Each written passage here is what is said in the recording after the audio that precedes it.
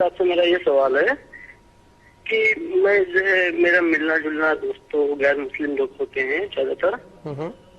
تو کیا میں ان کے گھر کا کھانا کھا سکتا ہوں اور ان کے کمائی کا پیسہ میں یوز کر سکتا ہوں کہ نہیں، میں یہ جاننا چاہتا ہوں۔ اچھا ٹھیک ہے، انڈیا سے آپ نے سوال ہم سے کیا ہے، انشاءاللہ موسیٰ آپ کو جواب دیں گے۔ آپ کا بہت بہت شکریہ۔ جی مفتی صاحب، دیکھیں بات یہ ہے کہ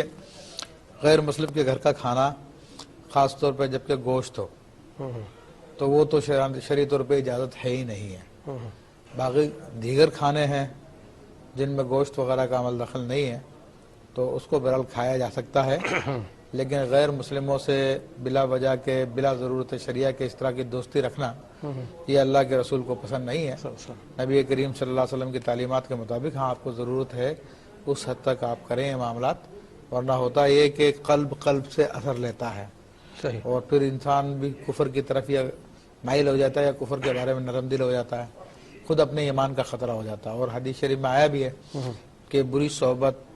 اپنا رنگ دکھاتی ہے، اس کی بھٹی کی مثال ہے، اگر تمہیں ڈائریکٹ جلائے گی نہیں تو اس کے گھر میں تمہیں ضرور پہنچے گی۔ بالکل صحیح،